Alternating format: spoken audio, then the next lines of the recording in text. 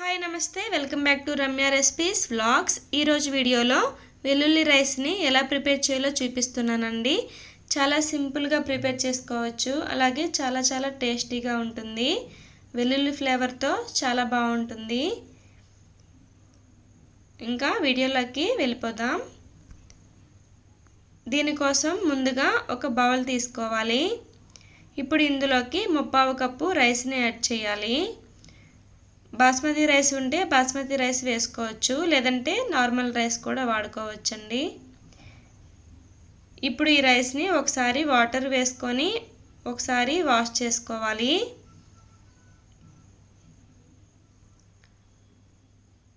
నీళ్ళు మొత్తం వంచుకొని ఇప్పుడు ఇందులోకి రైస్ మునిగేంత వరకు వాటర్ని యాడ్ చేసి నానబెట్టుకోవాలి. స్టవ్ ఆన్ చేసి ఒక కళాయి పెట్టుకొని 2 టేబుల్ స్పూన్లు బటర్ని యాడ్ చేయాలి. ఈ వెల్లుల్లి రైస్కి బటర్ని యూజ్ చేస్తారండి. బటర్ లేకపోతే నెయ్యి అయినా సరే యాడ్ చేయొచ్చు.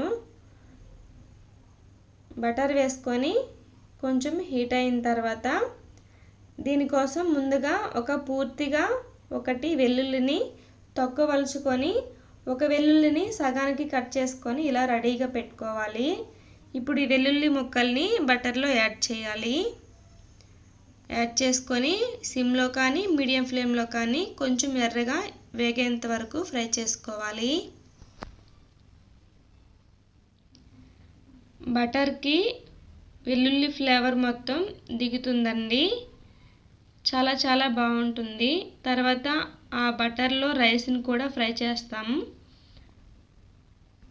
రైస్కి కూడా చాలా బాగా పడుతుంది వెల్లుల్లి ఫ్లేవర్ అనేది.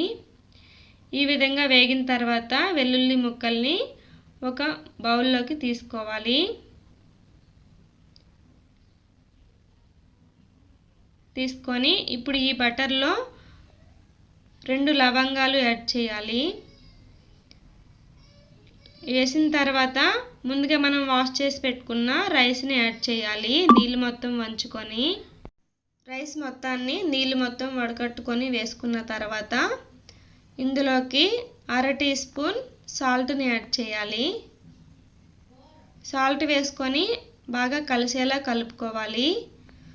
రైస్లో ఏమైనా వాటర్ ఉంటే వాటర్ ఇంకేంత వరకు సిమ్లోని ఫ్రై చేసుకోవాలి. ఇప్పుడే వెల్లుల్లి ఫ్లేవర్ అనేది బాగా పడుతుందండి ఈ రైస్కి.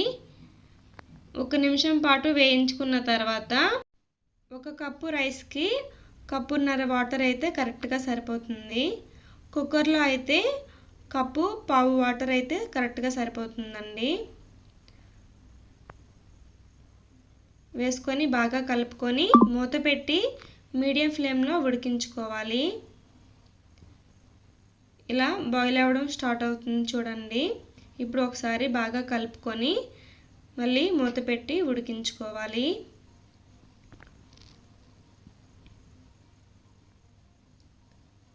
అస్సలు మసాలా ఏమీ లేకుండా చాలా సింపుల్గా ప్రిపేర్ చేసుకోవచ్చండి ఈ రైస్ అనేది. చూడండి రైస్ ఉడికిపోయింది.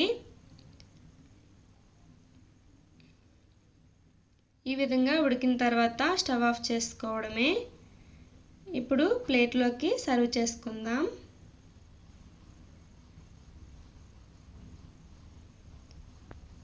వేడివేడిగా వెల్లుల్లి ఫ్లేవర్తో రైస్ రెడీ అయిపోయింది.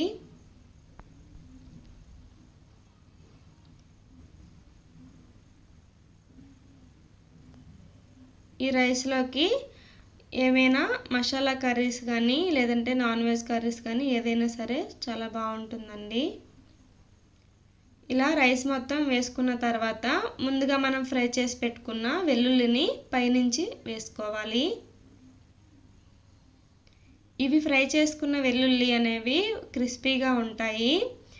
ఇలా పైనుంచి వేసుకుంటేనే చాలా బాగుంటుందండి. తినేటప్పుడు బాగా తగులుతాయి. అంతేనండి, రెడీ అయిపోయింది. ఈ రెసిపీ మీకు నచ్చినట్టయితే నా ఛానల్ని లైక్ చేసి షేర్ చేసి సబ్స్క్రైబ్ చేయండి. అలాగే బెల్ ఐకాన్ని క్లిక్ చేయండి. ఈ రెసిపీ మీకు ఎలా వచ్చిందో కామెంట్ సెక్షన్లో తప్పకుండా కామెంట్ చేయండి. Thank you for watching.